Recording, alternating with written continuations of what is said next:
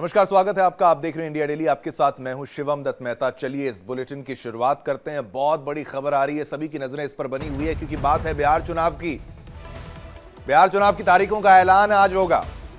संभावना है आज इसको होना है ऐलान, तो बिहार चुनाव की तारीखों का ऐलान आज होगा क्योंकि प्रेस कॉन्फ्रेंस होगी आज शाम 4 बजे। चुनाव आयोग की प्रेस कॉन्फ्रेंस शाम 4 बजे बिहार चुनाव की तारीखों का ऐलान होगा। सभी सीटों के लिए होगा तारीखों का ऐलान और विज्ञान भवन में होगा तारीखों का ऐलान। आज की सबसे बड़ी खबर आपके टेलीविजन स्क्रीन पर, जहां बिहार चुनाव की तारीखों का ऐलान आज, बिहार चुनाव की तारीखों का ऐलान आज शाम 4 बजे चुनाव आयोग की प्रेस कॉन्फ्रेंस होगी। कुछ घंटे बाकी हैं, सभी की नजरें टिकी हैं इस खबर पर। क्या होता है प्रेस कॉन्फ्रेंस में, तारीखों का ऐलान होता है तो उसमें कौन सी तारीखें आती हैं, कितने चरणों में चुनाव होना है। शाम 4 बजे बिहार चुनाव की तारीखों का ऐलान होगा। सभी सीटों के लिए होगा तारीखों का ऐलान, विज्ञान भवन में होगा तारीखों का ऐलान। तो चुनाव आयोग की तरफ से दौरा किया गया, सभी राजनीतिक दलों से संवाद किया गया था और अब सारी प्रक्रिया पूरी हो चुकी है। कितने एक बूथ पर कितने मतदाता आएंगे, इसको लेकर जो सवाल है वो भी क्लियर है। ज्यादा भीड़ नहीं होगी, इसको भी मद्देनजर रखा जाएगा। लेकिन अब वो वक्त आ गया है जब चुनाव की तारीखों का ऐलान होगा और उसके बाद सभी को इंतजार होगा कि किस दिन उनको जाकर वोट डालना है। तो बिहार के लिए आज की सबसे बड़ी खबर आपके टेलीविजन स्क्रीन पर आ रही है।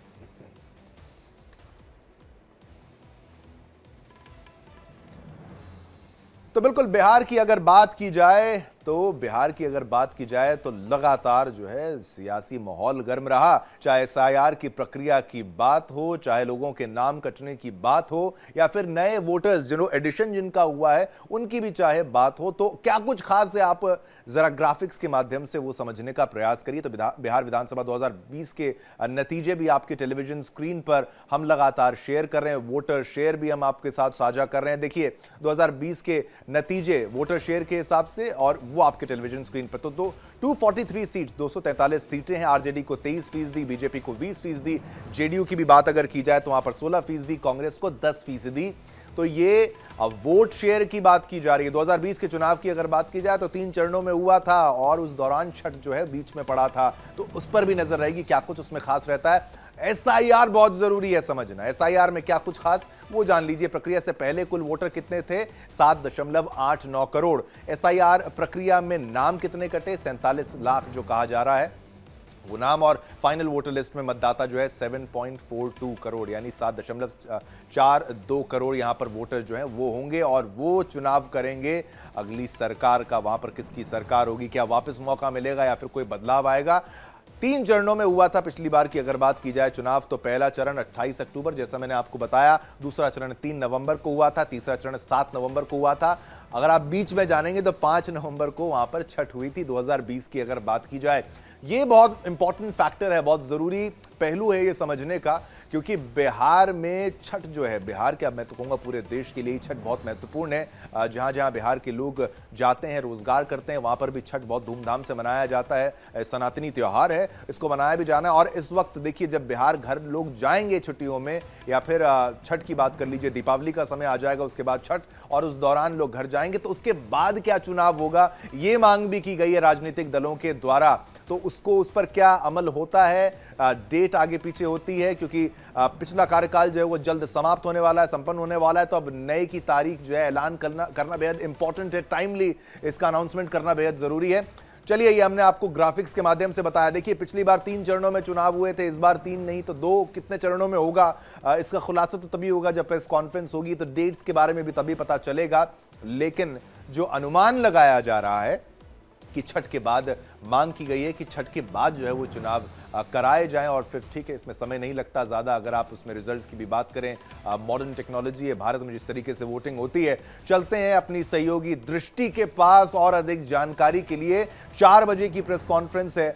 दृष्टि, क्या कुछ खास रहने वाला है आज? बेहद महत्वपूर्ण दिन अगर कहें बिहार के लिए, देश के लिए, वो समय आ गया जिसका लोगों को इंतजार था, और हर न्यूज आउटलेट में, हर अखबार में अब यही खबर छपने वाली है। क्या कुछ खास है आज के पीसी को लेकर और जो जानकारी बिहार से आ रही है?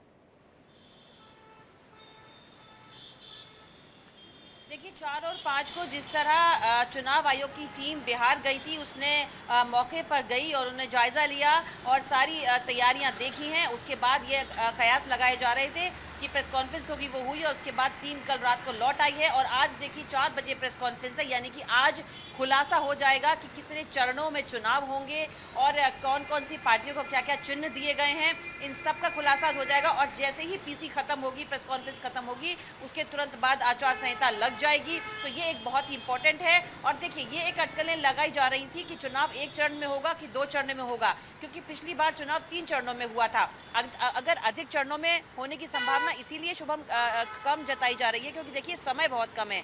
22 नवंबर को विधानसभा का कार्यकाल खत्म हो रहा है, उसके पहले पहले चुनाव होने हैं, समय बहुत कम है, इसीलिए 1 चरण या 2 चरणों में या 2 फेज में चुनाव हो सकते हैं, ये अटकलें हैं। और आज शाम को 4 बजे प्रेस कॉन्फ्रेंस जो होगी विज्ञान भवन में, उसमें ये चीजें क्लियर हो जाएंगी कि कितने चरणों में चुनाव होंगे। तो बहुत इंपॉर्टेंट है, सभी गठबंधनों ने अपनी अपनी तैयारियां कर ली हैं क्योंकि आज के बाद से चुनाव प्रचार खत्म हो जाएगा। तो देखिए 2 से 3 दिन में महागठबंधन है उसकी भी सीटों की घोषणा हो जाएगी कि कौन सा उम्मीदवार किस सीट से लड़ेगा, किस दल को कितनी कितनी सीटें मिलेंगी। और यही एनडीए के साथ भी है, उनका भी सीट शेयरिंग सामने आ जाएगा। देखिए आम आदमी पार्टी ने भी कहा है कि वो भी इस बार बिहार के चुनाव में उतर रहे हैं। अब ये एक त्रिकोणीय मुकाबला देखने लायक दिलचस्प होगा, लेकिन हालांकि कांग्रेस और बीजेपी यानी कि एनडीए और महागठबंधन अहम माने जा रहे हैं। और देखिए जहां अगर कांग्रेस की बात करें तो कल ही वीआईपी के मुकेश सिंह साहनी ने पुरजोर तरीके से कह दिया है कि देखिए कोई कुछ बने ना बने मैं ही उप मुख्यमंत्री बनूंगा। तो एक उनकी बात है इस चीज़ को लेकर के, लेकिन अभी तक इसका कोई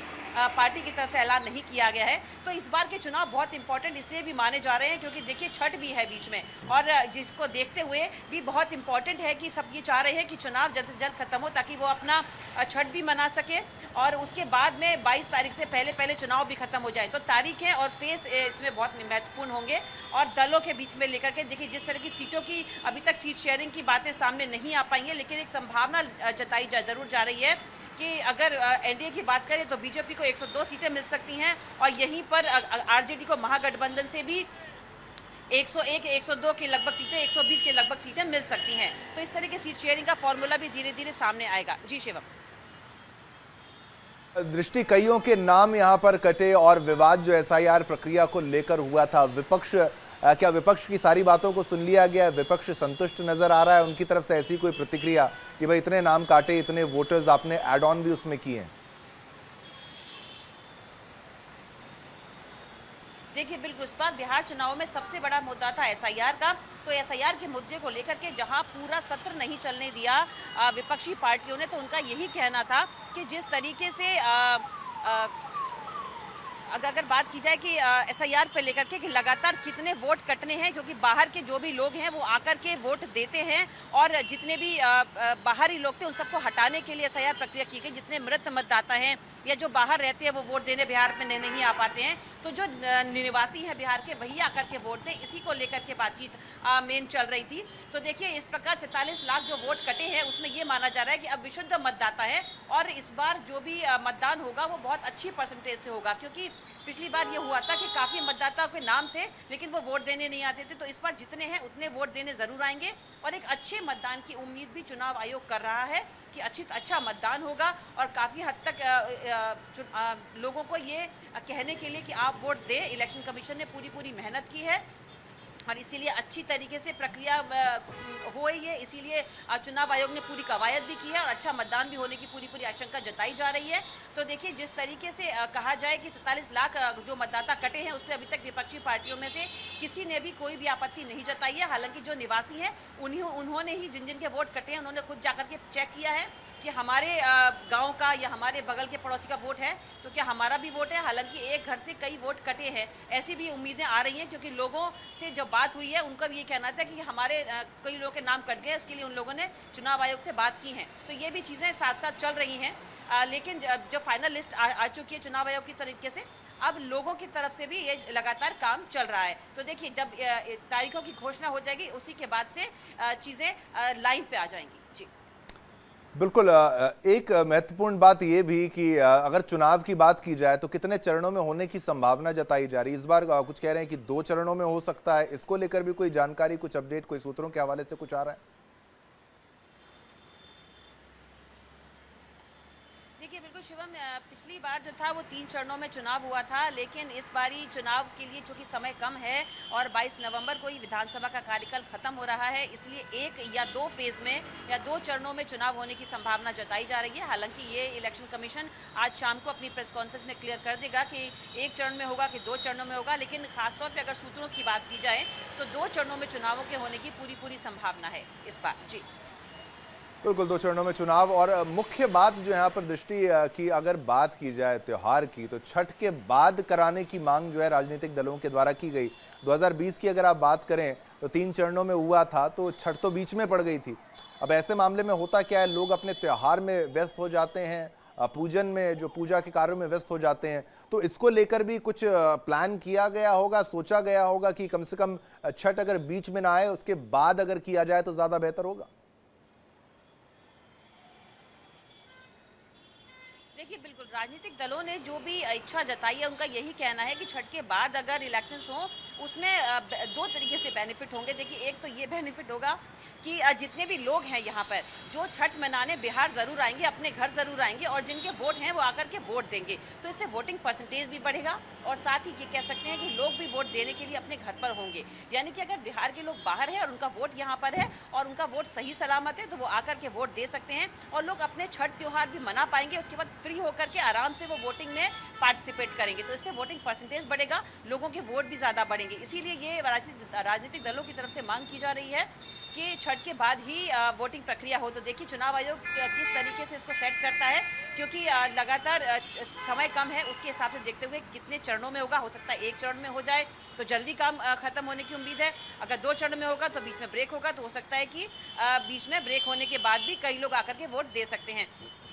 तो इसीलिए राजनीतिक दलों का यही मानना है कि अगर छठ के बाद अगर इस तरह की वोटिंग की प्रक्रिया रखी जाएगी तो ये ज़्यादा उनके लिए अच्छी रहेगी और मतदाताओं के लिए भी। जी बिल्कुल। और साथ ही साथ आप अगर बात करें चुनाव आयोग की तरफ से, तो जो उन्होंने वहां पर विजिट किया, वहां का मुआयना किया, इस बार कुछ नया देखने को मिलेगा क्या वहां पर? अगर ऐसा देखा जाए, सुरक्षा की व्यवस्था की अगर बात की जाए और बूथ्स पे कितनी संख्या में वोटर्स वहां पर मौजूद होंगे, ऐसी कोई जानकारी वहां पर सामने आ रही है?